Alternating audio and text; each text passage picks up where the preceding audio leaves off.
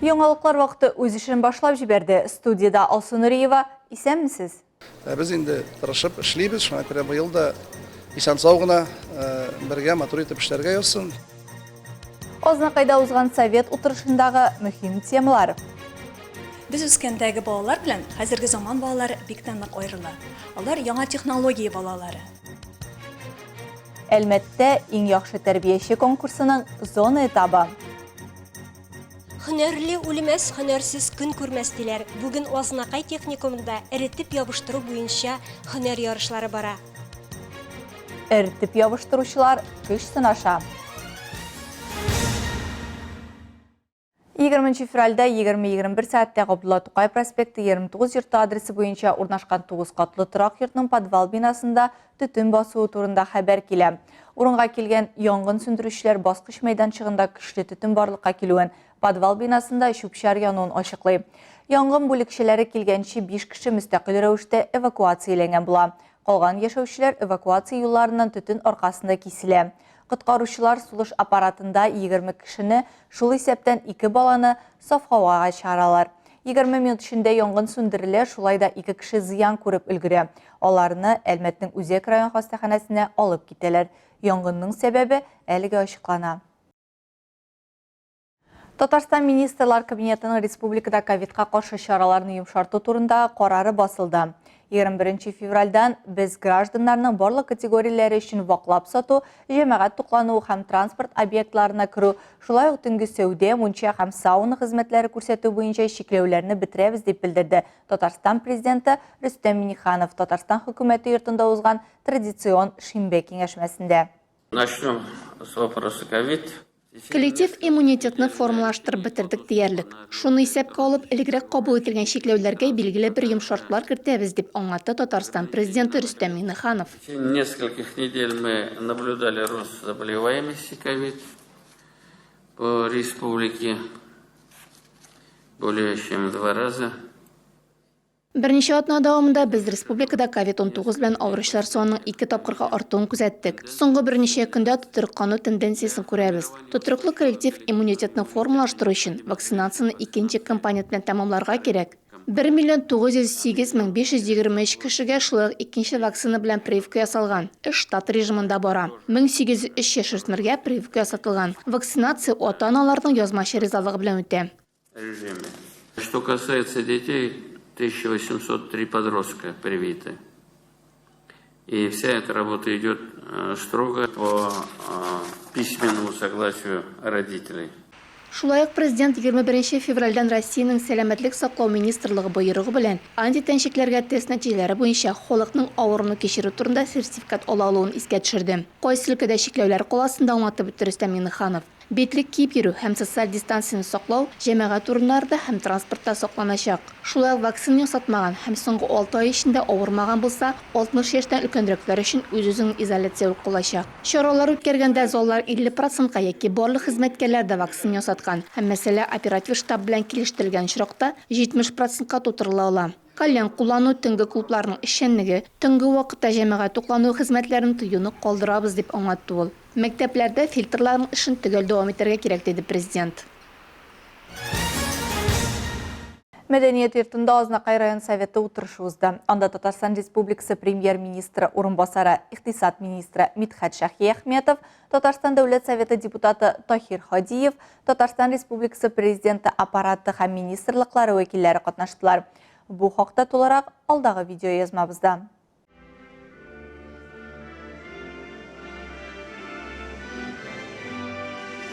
Ике 2021 елда районның социаль-икътисади үсеше һәм 2022 елга бурычлар буенча доклад белән Азнакай муниципаль районы башлыгы Марсель Шайдуллин чыгыш ясады. Ел инде 2021 ел безнең өчен бик җиңел булмады. Үзебезнең менә булган максатларыбызга ирештек, бүтән булган планнарыбызны үтәдек. Аллага шөкер, бүтән өлкәдә дә безнең инде үсеш күренеп тора. Шуңа күрә инде авыл хуҗалыгы өчен бик авыррак булды. Шуңа карамастан без барыбер үзебезгә телекчелек буенча да, икенчелек буенча да безнең инде узган ел белән караганда күрсәткечләребез уңайлырак үсте. 3%-ка, 10%-ка, шуңа күрә инде барлык Азнакай халкына, барлык җитәкчеләргә, депутатларга үземнең рәхмәтемне җиткерәм. Бик зур рәхмәт Татнефть җәмгыятенә, Наил Фатиш Магановка, үзебезнең президентыбызга бик зур рәхмәт, министрларыбызга бик зур рәхмәт, алар һәрвакыт ярдәм итеп торалар. Без инде тырышып эшлибез, шуңа күрә быел да исән-сау гына бергә матур итеп эшләргә язсын. Азнакайлылар өчен 2021 ел район барлыкка килүнең 90 еллык юбилее белән бәйле булды. Районның бай тарихы, күркәм нәтиҗәләре замана белән кулга-кул тотынышып үсеп баручы игенчелек һәм терлекчелек әлбәттә нефть сәнәгате белән бәйле. Марсель Шайдуллин районның социаль-икътисади үсешендә ярдәмнәре өчен Татарстан Республикасы президенты Рөстәм Миңнехановка, премьер-министр Алексей Песошинга, Татнефть җәмгыяте җитәкчесе Наил Мәгановка, Татарстан Дәүләт Советы депутатлары Рөстәм Мөхәммәдиевка, Таһир Хадиевка рәхмәт сүзләрен җиткерде. Мидхәт Шаһиәхмәтов узган ел республикада башкарылган эшләрне яктыртып, азнакайлылар эшчәнлегенә уңай бәя бирде. Бөтен булган куйган задачаларны үткәрделәр. Икенче, менә 2020 елда ышанып калабыз, шул планнарны Алла берсә бергә матур итеп тоже тормышка ашыруга исәп бар. Алга таба югары күрсәткечләргә ирешкән алдынгыларга дәрәҗәле бүләкләр тапшырылды. Илмира Шәрифуллина, Рөстәм Әкбәров, Яңалыклар вакыты Луш Әлмәт телекомпаниясе. Башка темаларга. Әлмәт шәһәрендә бүген иң яхшы тәрбияче конкурсының зона этабы үтте. Биш районнан 12 тәрбияче педагог калабызның Бәләкәч балалар бакчасында көч сынашты. Тулырак Алсу Амирова. Балачактан алган тәрбияне соңыннан дөнья халкы да үзгәртә алмас дигән күренекле галимбез Ризаттин Фәхретдин. Бу чыннан да шулай. Бүгенге көндә бала тәрбиясе әтиәннәрдән тыш, әле бакчадагы тәрбиячеләр җилкәсенә төшә. Бүген Әлмәттә иң яхшы тәрбиячене ачыкладылар. Сорман, Октаныш, Мөслим, Лениногорск һәм Әлмәт районнары тәрбиячеләре балалар белән эшләүдә үз осталыкларын, педагогик алымнарын күрсәтте. Алар барысы да үз районнарында сайлап алу турлары узган. Барлык көндәшләр дә бик көчле булдылар, ләкин бәйге нәтиҗәләре буенча 20 катнашучы арасыннан мин беренче эшлеккә кердем. Хәзер инде Әлмәт шәһәрен зонналь этабында тәкъдим итәм. Тәрбиячеләргә бәя бирергә Казан шәһәреннән вәкилләр дә килгән иде. Жюри составында мәртәбәле кунак Татарстан Республикасы Мәгариф һәм фән министрлыгының мәктәпкәчә белем бирү бүлеге башлыгы Йылдыз Хисаниева. Данный конкурс, республиканский конкурс «Воспитатель года», проводится среди педагогов дошкольных образовательных организаций. Бәйгедә мәктәпкәчә белем бирү учреждениелар тәрбиячеләр катнаша. 10 зонада узган ярышлар нәтиҗәсендә финалга 20 катнашучы чыгарга тиеш. 10 зон, которые у нас проходят по республике, у нас в финал выходит 20 воспитателей.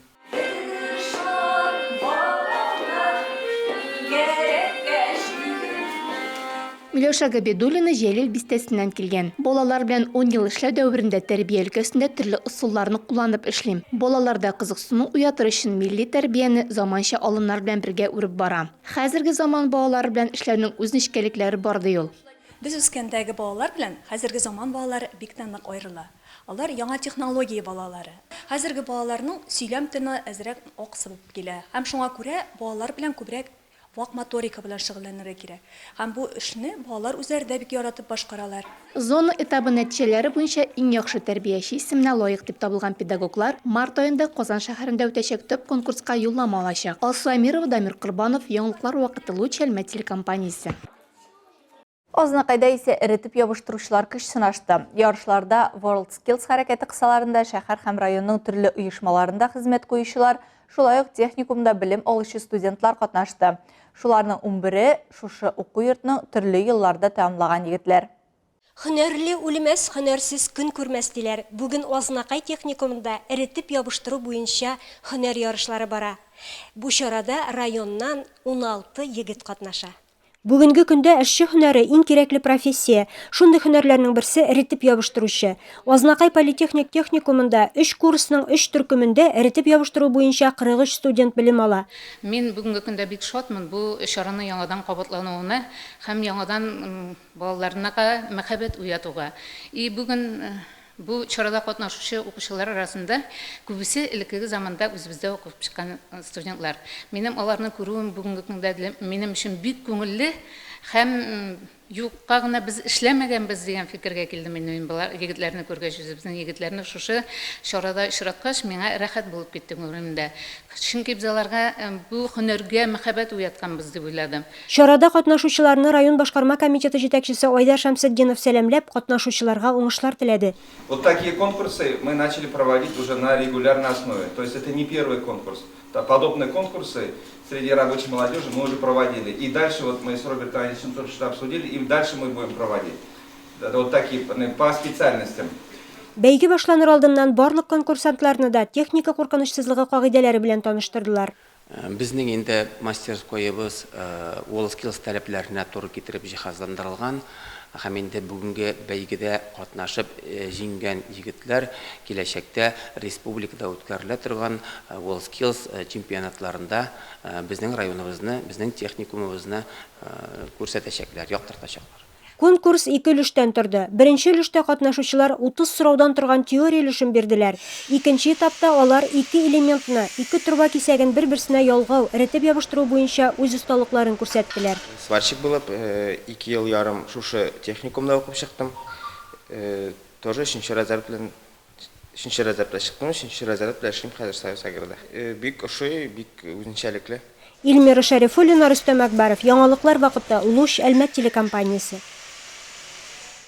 Якынлашып килүче бәйрәмнәр, ватанны саклаучылар көне һәм халыкара хатын-кызлар көне уңайыннан Татарстан күп функцияле үзәк бүлекләренең һәм филиалларының эш графигы үзгәрәчәк. Бу хакта Татарстан Республикасы Хезмәт, мәшгульлек һәм социаль яклау министрлыгы матбугаты хезмәт хәбәр итә.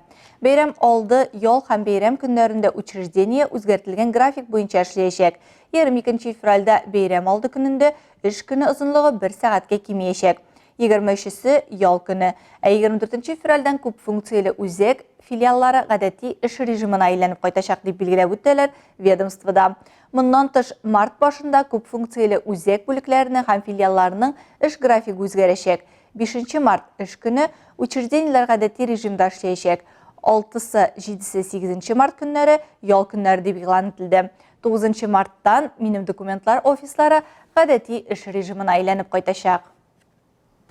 Ә хәзер кыска вакытлы рекламага бүленәчәкбез. Аның артыннан ук безнең эфирда.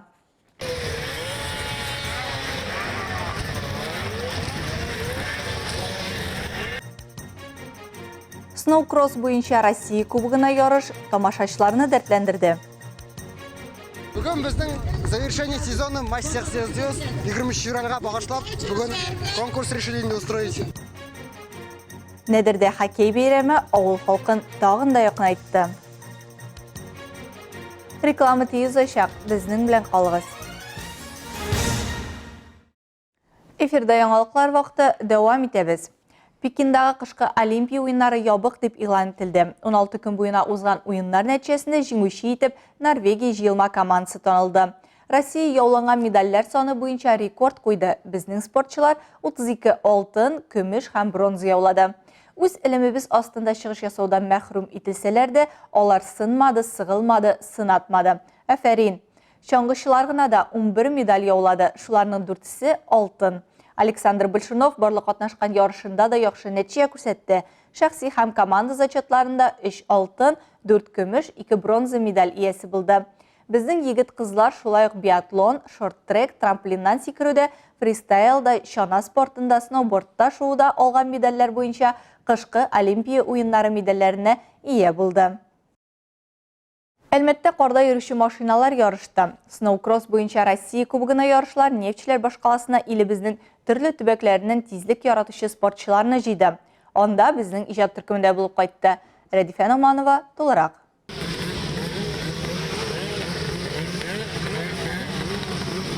Гомумән алганда, мондый техника кар өстеннән хәрәкәт итүне җайлаштыру өчен уйлап чыгарылган. Бүген аларны үз хезмәтләрендә аучылар, урманчылар, нефтьчеләр киң куллана. Моннан тыш, кар машиналары спортчыларның да яраткан техникасы. Сәламәтлек өчен куркыныч тудыра торган спорт төрләрен экстрим спорт төрләренә кертәләр. Ул дөньяда 1950 еллардан тарала башлый һәм бүген бик популяр булып санала.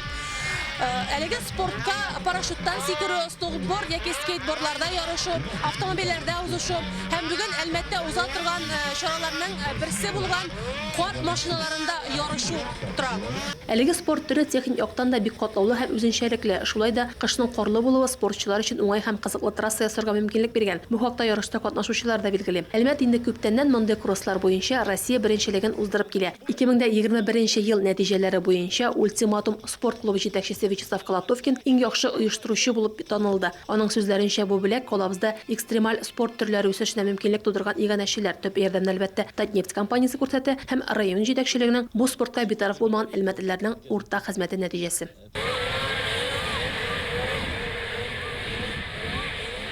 Ярышларның югары дәрәҗәдә оештырылуын яңа Уренгойдан килгән факел клубы җитәкчесе Павел Захаров та билгеле. Декабрьдән уен сезонын ачкан команда өчен Әлмәттәге Россия беренчелеге иң кызган ярышларның берсе. С удовольствием приезжаем сюда. Много снега. Ел сайын бик рәхәтләнеп киләбез сезгә. Биредә оештыручылар киң күңелле, тамашачылар дәртле, матур ярыш белән сезгә бәйрәм күрсәтәсе килә. Ну и хотим сделать праздник для вашего города.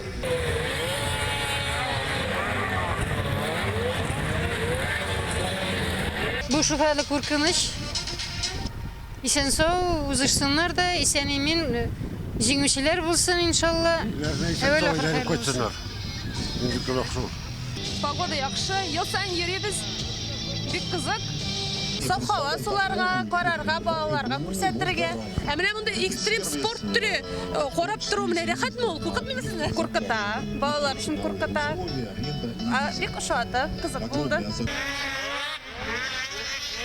Ярыш кысаларына егетләр, хәвәскәрләр һәм профессионаллар арасында узышлар узды. Команда зачетында да, шәхси зачетта да иң көчлеләр билгеләнде. Иратлар классында узыш нәтиҗәләре буенча суперспорт А классында беренче урын яңа Уренгойдан Дмитрий Скляров алды. Малайлар классында пьедесталда Әлмәтнең Ультиматум клубында тәрбияләнүчеләр булды. Иң яхшы нәтиҗәләр Камил Мөхәммәдиевта. Юниорлар классында җиңүче яңа Уренгойдан Лев Скиданов яулады. Иратлар классында суперспорт В классында беренче урында Төмән өлкәсе җыелма командасы вәкиле Грачев Николай чыкты.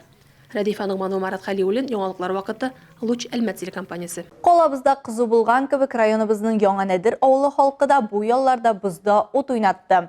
Хоккей спорт түренең нәдерләр өчен тоткан урыны менә шулай бәяләп булыр иде. Пандемия сәбәпле быел авыл яшьләре спартакиадасы кичектерелеп торылды. Шулай да Яңа Нәдер халкы күңелләрен төшерми үзләре бәйрәм оештырырга булганнар һәм биредә авылның үзәге булган хоккей мәйданчыгында спорт бәйрәме оештырганнар. Хоккей сезонын булай итеп ябу соңгы елларда күзәтелмәгән иде. Спортта көчле һәм бердәм булган яңа нәдерлеләр өчен бу күркәм гадәткә әйләнсә дә гаҗәп булмаячак. Буранлап торуга карамастан, күршеләр, туганнар, сыйныфташлар, бер сүз белән әйткәндә авылдашлар очрашуына күпләр чыккан. Нәдер авылында спортны бик яраталар. Менә үзебезнең яшьләр командасы һәм өлкәннәр командасы бар. Аның өстенә Шулай ук волейбол командасы, кызлар командасы, егетләр командасы һәм бөтен башка төрләрдән дә безнең авылдашларыбыз бик актив катнашалар һәм инде сәламәт тормыш алып баралар. Моннан киткәнем юк инде, уен сайын киләм.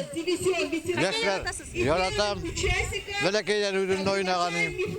Только итек белән уйнаганым, коньки белән түгел. Иң мөһиме әйбер инде ул безнең спорт.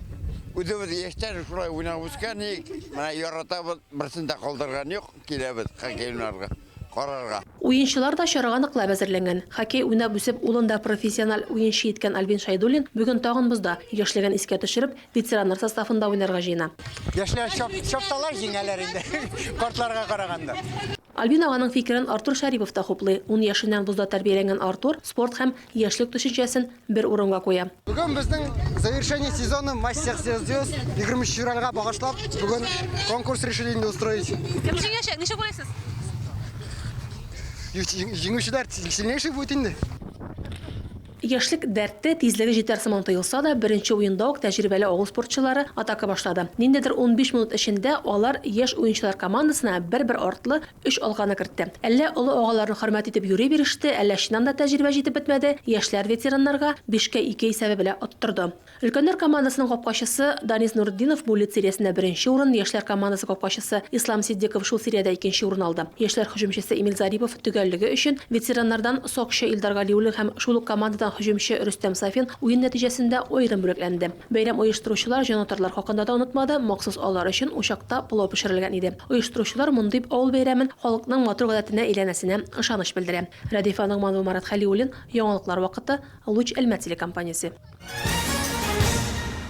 Bu sizga iştkiresi so'nggi ma'lumotimiz edi. Men Olsun Nuriyeva va montaj operatori Oliya Beyramalova sizning bilan sog'lashamiz. Kelasi uchrashuvlarga qadar